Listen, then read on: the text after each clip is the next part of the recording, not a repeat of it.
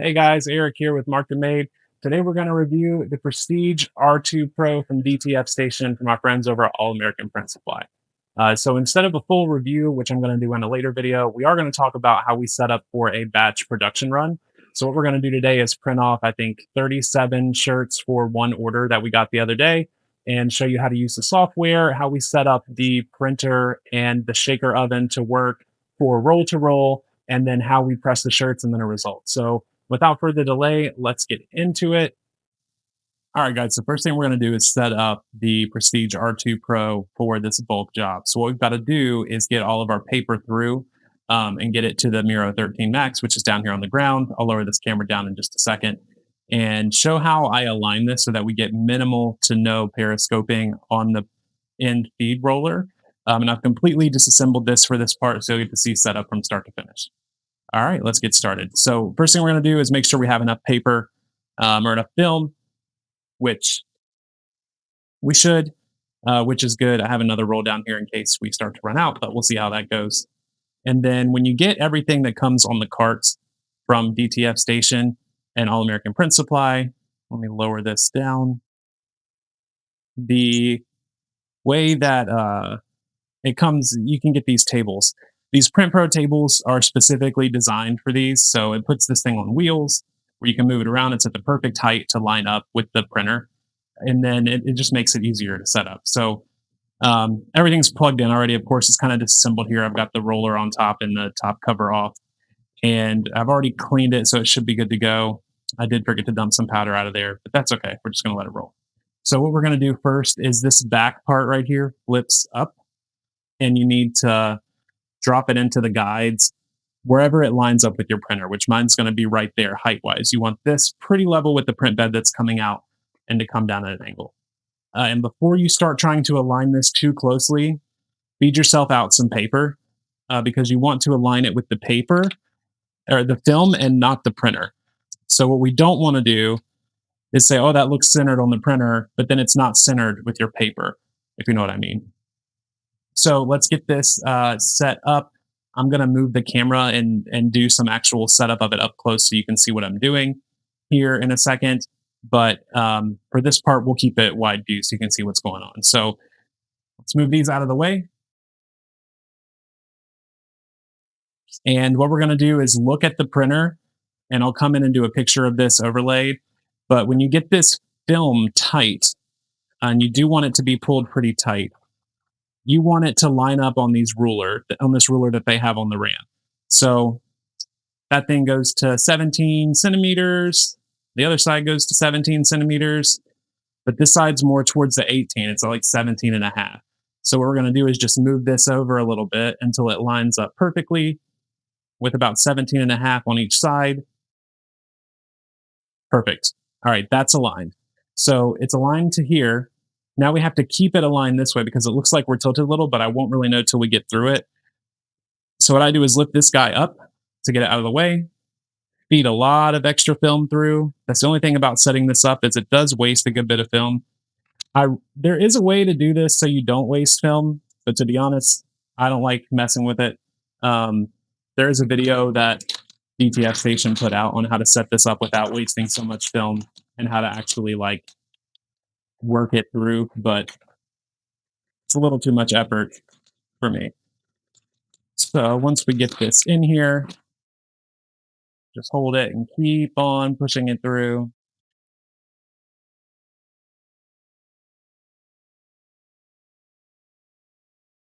There we go, until we have it all the way through so it's not going to pull itself out. And then what I like to do again, pull this paper, you pull this film really tight, right? So pull it tight and then come down here and line it up on this bottom row. So just one second, I'll lower the camera down. All right, I moved this down some so we should be able to see it a little better up close. So pull this film tight, like I was saying here, and then line it up again on this ruler and make sure that you're even, which I am not at all. So what that tells me is since it's even up there and not back here, it tells me that that the Miro 13 itself is at an angle. So we're going to want to just move it a little bit up top, and we want it to be as close to even as we can. As you can see, that's 17 and a half. 17 and a half, pretty close. And let's check the top. We've shifted a little up here, so we moved instead of rotating, which is not what we wanted. So just do a little bit of shifting. And again, you can do this quicker if you want and just kind of throw it together, but then you're going to get more periscoping at the end and you really don't want that. So now we're pretty straight all the way across with the paper, with the film pulled tight, which is what we want. Now this, what we're going to do after that is wrap it around this bottom silver pole. And these little black things are guides. So they have little like screw nuts. You just loosen them up, pull it up pretty close to the edge of the paper. I like to give it a little bit of cushion because no one's perfect. This isn't going to be perfectly straight. And then kind of get it as close as you can, but back it off like maybe a couple millimeters, just so you have room for it to wiggle some. And now you just need to get your cardboard roll. So let me go grab that roll. It's actually hiding right back here. You're going to slide it into one side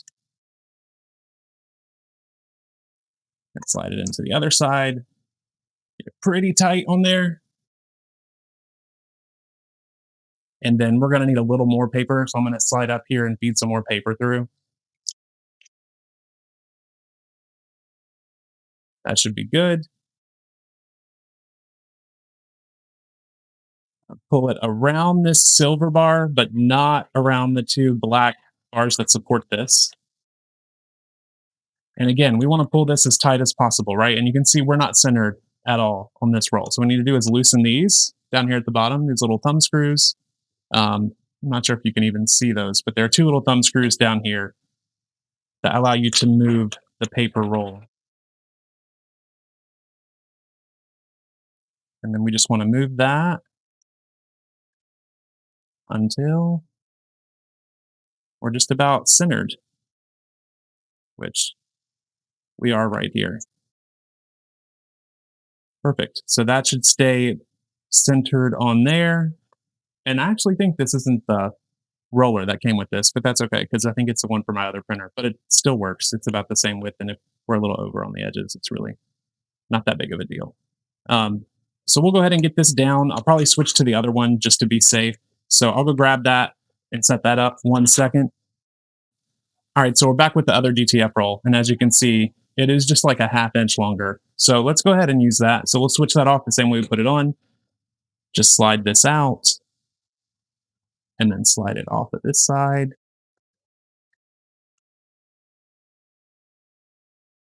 This goes with the UV printer, probably has a little bit smaller film. I think it's like 12 inches. So rub this in, like this in. Give it a good bit of pressure, but don't break it. And then you can see we have a little bit more wiggle room on the paper. So again, pull your film tight. Keep saying paper. Film is paper, right? Close enough. And then once you make sure that you're pulled tight all the way, you kind of just center it on this roll. So you have maybe like what? It might be a little off. A couple millimeters on each side. And just give it a piece of tape.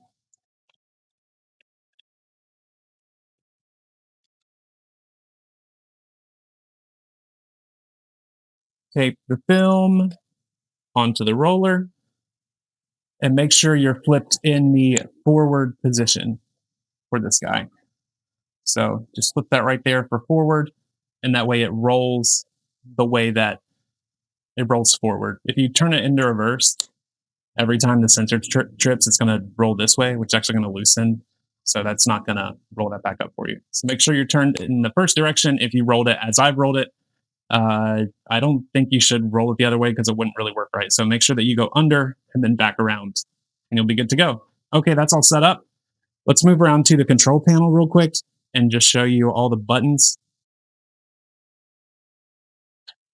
So I'm just gonna move this here, come into frame for a minute. And okay, so these buttons down here, this is your main power switch, main heating, which is the heater up here, preheating, which is this plate right here that also heats up, and then your purifier on top, This is your shaking power, whether you want it to go forward or reverse, if you have a preferred way. I haven't noticed the difference, but I may just not know. And then this is your shaking speed. So if you turn it faster, it's going to turn that shaker a little quicker. If you turn it down, it's not going to shake it quite as hard. We're actually going to leave this off for right now, just until we get everything set up. So the next part is going to be to feed just a little more film through to get some slack up top. And what we're going to do is leave some slack in this section up here so that we can put that weight down in there and get some powder preloaded so that it has a little bit of weight pulling that for when the printer starts. We want that in position before the print starts coming out because we really don't want to mess with it once it's going. So let's get that set up here. All right, guys, so getting this part set up is actually pretty easy. What you're going to do is just feed yourself a little bit of extra film. You'll see it start to fall down. You want just enough room to be able to slide this guy in. So we need a little more. Perfect. And now it's resting right on the edges. So this thing has little guides, and the little guide parts of this just set on the edge of the film. The rollers have a metal piece that sit here. When you get this, you'll need to set it up. So it'll come with the little white pieces not on there. You just slide them on and arrange them so that they line up with your paper. Once you do it once, it should be relatively easy to do it every time. Just take it out and put it in the same way. And then we're going to dump some powder in here so that it can, of course, shake it. I have some powder in a tub, so we're going to dump this in first because I used it the other day, and then we'll go get the bag to refill. You don't need too much in here. That was probably too much on that part. I usually don't like to cover the bar, but just keep an eye on it. This is on a sensor system to tell the feeder at the end when to roll. So what happens is, as your film comes out, it releases some slack. This bar and this powder pulls the weight down as this gets slack up here. And then as soon as it gets down far enough to pull, this bottom feed roller is going to trigger and roll just a little bit. So it's going to roll just enough to move it. And then as soon as this pops back up because it loses slack, it'll stop. So it's really nice. If you have other printers where it just kind of automatically pulls, like my UV printer, for example, it's kind of a nightmare. This is way better, way easier to use. It doesn't rely on any weird tensioning system where you have to loosen and tighten things and it can detect the tension on the roller itself. It's actually done with a sensor here. So you can leave the power switch on for the roller because it's not going to roll unless it gets power, which is triggered by this sensor switch. So that's super awesome. Now that we have everything set up, there's one more thing we need to do because I didn't do it up front. And that is we want to turn this button on so that the heat plate on the printer actually turns on. So this little power button, just press it once, and then we're good to go. You can turn on the LED if you want to have a cool little light up printer. And yeah, now we're ready. So what I'm going to do is actually run a clean cycle because I found that I always run a clean cycle before I start a print job. And it looks like my waste ink is getting a little full, but I should be able to make it through this print without having to change it. So we're going to hit the clean button, let that do its thing, and let's jump back over to the software and start the actual print. Okay, guys, so I'm here inside of NeoStampa Delta, which is the software that came with the Prestige R2 Pro from All American Print Supply. Super powerful software. I actually really like it compared to some of the other RIP softwares that I've used. It's very customizable. The first thing I will mention before even going into how I use it and what's going on in here is that watch the setup videos that come with the printer. It should come with a Google Drive link. If you go into the Prestige R2 Pro folder, there are a ton of easy to follow setup guides. Check DTF Station's YouTube as well. They have a lot of super helpful videos for setting up not only NeoStampa Delta, but also DTF Station Pilot, which is kind of a rebranded version of Print EXP. I have Print EXP for other printers, and it's something that I've used a lot. So actually having the DTF Station videos helped me with all of my printers, not just the Prestige R2 Pro. A lot of their content is reusable for other printers in Print EXP. For instance, head calibration, I do that on another printer using the video that I learned how to do it with DTF Station's videos. So anyway, that step aside, make sure you set everything up. Let's get back to NeoStampa Delta. So in NeoStampa Delta, you can set up your canvas. I'm using the Prestige R2 Pro on 13.78-inch film because we have the Miro 13 Max, but I've gone ahead and defined just a predefined 13-inch paper size. What's cool is when you do this, this is like the standard one that came with the printer. I think it's like I can't remember which one it opens to, but if you make your own and save it as a preset, you can go ahead and save this background color, which is actually, I have it set to gray. That way, if I'm printing something white, I can see it. If I'm printing something black color, I can see it. So you can set your background color. You can set margins. I have mine set to 0.2 inches over here on the top and bottom, which is actually the left and right because this is laying sideways for how it goes through the printer. So I do recommend setting a little bit of a margin there. It just helps you get everything to make sure nothing's going to get really close to those edges. With the size of this paper, since it's a little bigger than the standard 13-inch, we have plenty of room. So keep that in mind. So the next thing you'll need to do when you come in here is pick your print profile. There are multiple different print profiles. They're easy to set up by clicking this here. They actually give you some that you can just preload in. I typically stick with the 8-pass, the 720 by 1200 8-pass. It's set up for my color prime ink that I use. You can go in and customize it if you want by clicking this button here on the right. And what I've actually done with this one is gone in and adjusted the white choke settings. So I do have a 0.004 inch choke on my white to make sure that it doesn't stick out from under the edges. You can adjust that however you see fit. Uh, it is on some of the prints, if I'm doing really fine details, like if I'm doing something on black and it has a ton of it, and it's like and it's something that we've knocked the black out of maybe or done any half toning on, especially on half tone prints, you're going to want to turn this down to like 0.001 or 0.002 at the most. The reason why is you will not get any type of white on the back of those colors if you're doing something on black that's half toned. So just pay attention to your choke. I actually have two of these already set up, and I'll show you the reason why here. So if you go to my 8-pass, I have an 8-pass and an 8-pass low choke. Those are the two I use most often. If you want to do something with more detail or something quicker, you can choose a 4, 8, or 12-pass. But the cool thing is all of these are already set up for your printer and for the ink that you're using and the paper that you're using. I have the QuickLide V2, so that's the paper that I'm using, and the ink that I'm using is the Color Prime, that's the CP. So this is specifically made for that to transfer that color accurately. Now that you're in here, all you have to do is drag and drop your photos. So I already have some saved right here for this order that I'm doing. These guys ordered 37. They ordered 12 shirts and 25 hoodies.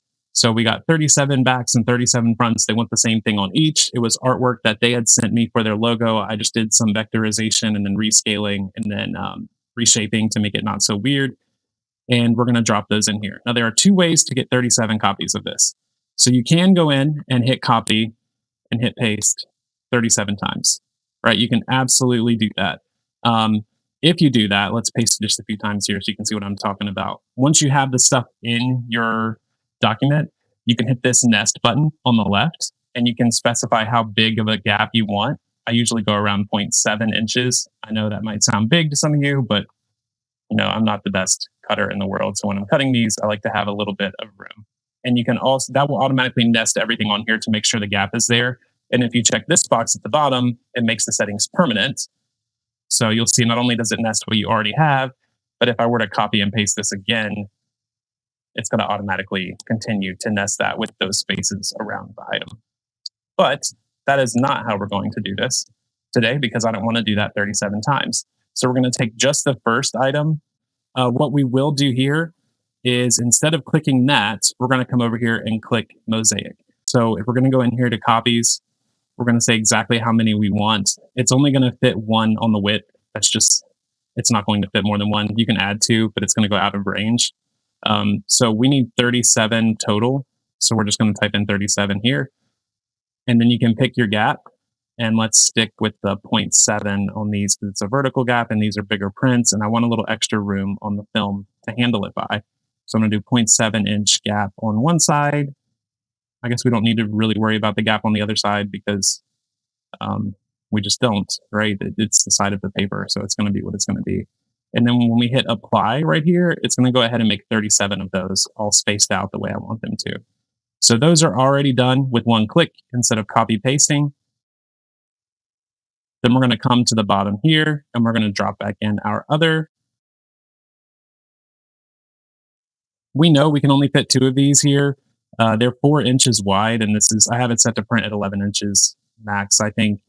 So that would be 12. So we'd need a 0.3 inch roughly to get 3 of them across on 13-inch paper. So we might try that and see if we can cut around it. I think that might be helpful.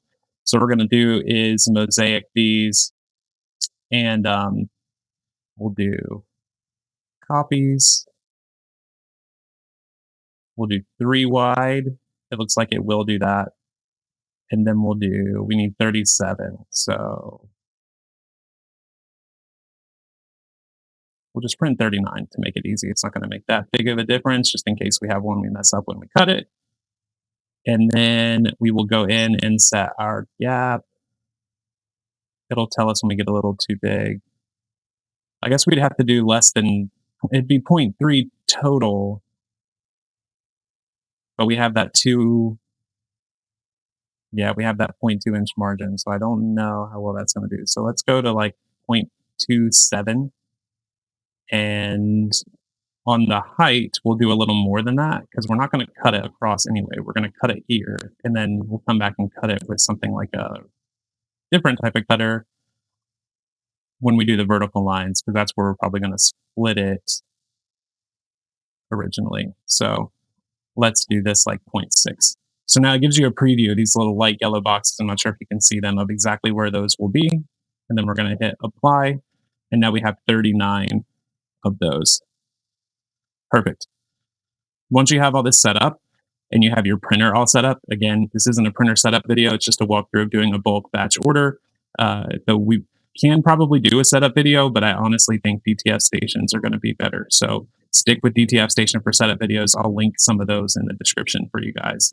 Once that's done, you literally just hit print, choose your printer, which should already be set up after the setup process. And we're going to go ahead and hit print over here. So to get this job started, that's really all that we have to do. And then this is going to take just a minute or two to process that out. Actually, it looks like it's going to take about 2 minutes and 50 seconds. So we'll come back when this is done and has actually started the print process. And then what we'll do is show you a couple things in the software that it does once you start a print job. And then we will also go ahead and do a time lapse of the print occurring so you can see what it looks like. All right, so now that this is printing and the print job has been sent, we can see some information about it. So what we're going to do is head back into the NeoStampa software, go up to the top where you see the blue icon that looks like a diagonal kind of square that has a CC on it. That's your control center. So when you open up Control Center, it actually gives you some visibility and information into the print job that you ran in terms of cost. First thing you have to do is find the print job that you just started. So we're going to go and locate that. And I don't know where it went. It's actually on the first page. Probably I just noticed we're on the second page. So let's go to page 1, and then you'll see it right here at the top with the name that of the first image is how it usually forms it. Gives you some good info here about the length. So if you didn't know how long it was going to be, that will tell you here that was 12.5 by 600 and some inches. And then a table with your job cost by linear inch and your total overall cost for both ink and material. The way that it gets this is through a setup process. So when you first get it, you will have to set up your ink and material costs so that Control Center knows how much you're paying for those things. So we have prices for cyan, magenta, yellow, and black ink. So CMYK and white. The CMYK, when I got them, were all priced at 80, and the white was priced at 100 per bottle. So that's how I've entered it. You'll also sometimes be able to catch them on sale. All American Print Supply did have a sale on them this week. They had the CMYK down to 75. The white, unfortunately, was not on sale, which is what I happened to need. So that still stayed at the $100 a bottle. But once you put this in once, it stays in the system. And then you also set up your material cost. So here we have our quick glide film and the price we paid for a roll of it and how long it was. And once all that's entered into the software, it will automatically track it to be able to get that information. So that's why we do that setup. Overall, super happy with NeoStampa Delta. Has a lot of great features. But that's really the end of the software, though. So let's get into the actual printing and pressing. All right, so now that this is going, we'll do a quick overview of the parts. This is the printer again. You can look this up and kind of see what's going on, which I always do, by the way. So I moved my laptop out of the way, lift this up, and just check the first print because I'll show you actually what happened at the beginning and how I fixed it. But it feeds out through here. It goes down into where the powder is. I have the shaker turned on, so it shakes the extra powder off, comes through the oven, and then ends up rolling back around the front. So again, you'll notice how this doesn't spin until that sensor drops down. It just spins a tiny bit at a time. So that's super helpful. What you'll notice on the print that I'm talking about is there was a little bit of banding on the white at first. So every once in a while that happens. How you fix it is just do a head clean. So stop the job, do a head clean, restart the job, and you're good. Make sure your temperature is set correctly on this. For the film and the powder that I'm using, we're setting it to 130 on the main and 80 on the preheater. And then when it comes out, it should have that orange peel texture for DTF, and that's what we have. So everything's good to go. We're going to throw this on time lapse, get the rest of the print done, and then we'll talk about how long it took and show the results.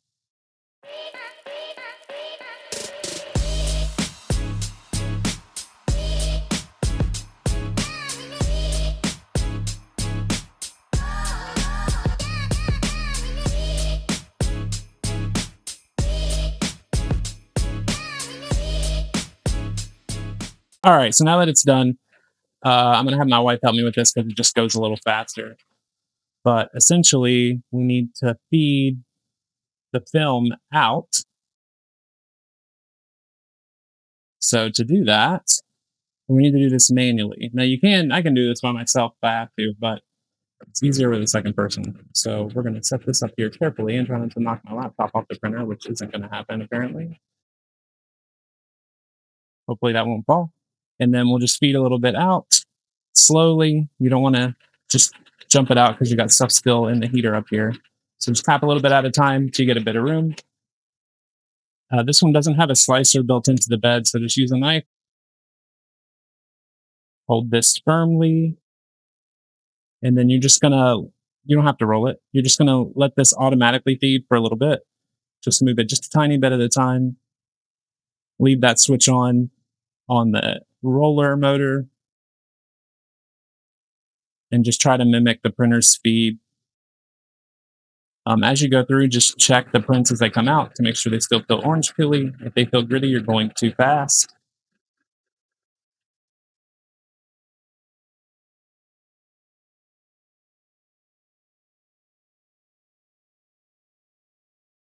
And just kind of feed it through.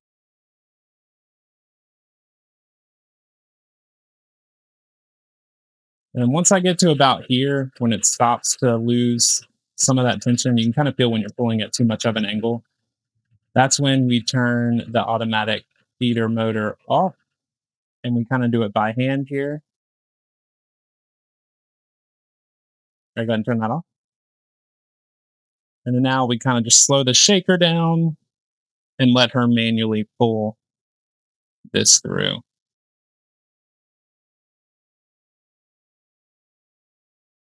Once we get down near the very end of it, once I make sure that last bit of DTF is coated in powder, I just drop it and then turn the shaker all the way off and then let her roll the last bit through there.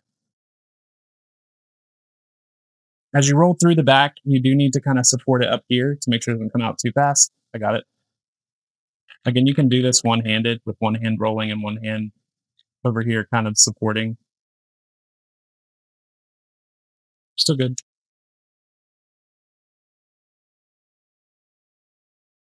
When you get to the very end, it's really going to want to slip out of here.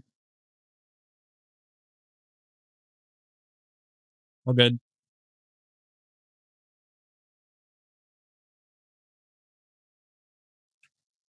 Again, just try to mimic the printer's speed when you're rolling as best you can. Still golden. This should be the last row, I think. Yep. And once you're done, just drop it out, roll it up, and then you can unroll to do your cutting and pressing. So we'll jump into that. Total print time on that. Let me check that real quick just so we can see how long that actually took for 600 and some inches, I think it was. If we go into DTF Station Pilot, you can actually see it in here. Print finish. It took an hour and 23 minutes, and we printed 25 t-shirts and 12 hoodies, I think. So, uh, awesome printer, and let's get into showing what the prints look like. All right, so everything's been printed and cut. We have a couple ready to go here, just to do some presses. This heat press is 15 by 15 off of Amazon. I'll leave a link in the description. It's been working great. It does its job well. We ordered another one that's going to be 16 by 24. I'll do a review of that one when we get it in. But this is the simple one, and it swings out, so you won't have to worry about burning yourself or trying to align things in a tiny clamshell. On DTF Station Supplies for the Color Prime ink and the QuickLide V2 film, they recommend doing a 5-second pre-press, 20-second press, and I think another 5-second post-press. So since we have the silicone mat on there, they recommend 300 degrees for like 20 seconds or so. We're doing 330 degrees just because that's what I've found helps the heat get through the silicone. So we do a heat press. The first one, the first 5-second pre-press is just to pull the moisture out of the shirt, so you make sure the transfers go on correctly. I'm going to move this one out of the way because we already have a couple lined up here. That way we don't have to do that on camera. So just position this on here. Make sure that you're all the way on there on both the top and the bottom, because this print is almost exactly 15 inches. So we are. Cool. So once that's in here, you just slide it in. We'll give it a 20-second press. The cool thing about their film is it is instant peel. So not just hot peel, but instantly. You don't have to wait even 5 seconds for it to set on there. So as soon as this is done in about 9 more seconds, we'll just peel that straight off of there, and you can see the final product. All right, so 20 seconds, no waiting, just give it a quick rip, and it's off of there. What we also do is that 5-second post press, just to make sure that it's sealed in. And on these bigger ones, you can go an extra 1 or 2 seconds if you want, especially for a solid print like this. We don't like really doing the big ones like this, but this is what the customer requested. This is what they got. Nice and soft, stretchy, great film, great ink, great powder. And then we'll, of course, do the front side as well. Since this one's already lined up over here, we'll use this one for the front side. Much easier to line up on the front since it's tiny. Again, we've already done the pre-press on these, so it's just a 20-second press. While that's going, though, did want to show you guys these. This is a great idea to do to brand your items. These little tags we put in the back. So they go in the back of the shirts. They have our name, our brand, the size, and wash instructions and dry instructions on there. So it helps out for customers to remember where they got their shirt from if they ever wonder, or if they're handing them out to wonder where they got them from.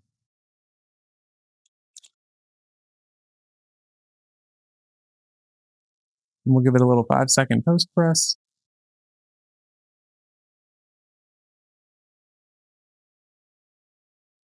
A little more than 5. And that one's done too. Nice and soft. And the QR code is what they wanted on the front. So that's it. Again, the color is what I really wanted to go over. So I'll put up a picture of what this started as for their design. And I did have to do a little bit of vectorizing and moving stuff around, but overall, very accurate colors. Prints super fast. And the shaker oven is awesome. So you don't have to sit there and manually bake all of those prints. All right, guys. So that's it for the quick, like, bulk run of how we do production stuff with the Prestige R2 Pro from DTF Station. Again, just to highlight things we really like. The software, super easy to use, makes it simple, shows you how much you spent, easy to align, easy to tile, easy to set nesting. The actual shaker oven itself, how fast it is able to go ahead and run these through here, the sensors that are inside of it, and of course the printer and the print heads are just super quick, super color accurate. The color profiles inside the software do help with that. So if you like this video, hit that like and subscribe button. Again, I'll drop links to everything in here. If you go to talk to All American Print Supply, tell them Eric sent you. I'll drop a link to the product in the description. It is an affiliate link, but it definitely helps grow the channel. we love this printer. We love what it's done for our business. And like I mentioned earlier, you can turn, if you start doing some bulk orders, you can turn a couple $100 worth of shirts into maybe 1,000 or two of profit. So definitely check it out. Thanks so much for watching this one. Catch you in the next one.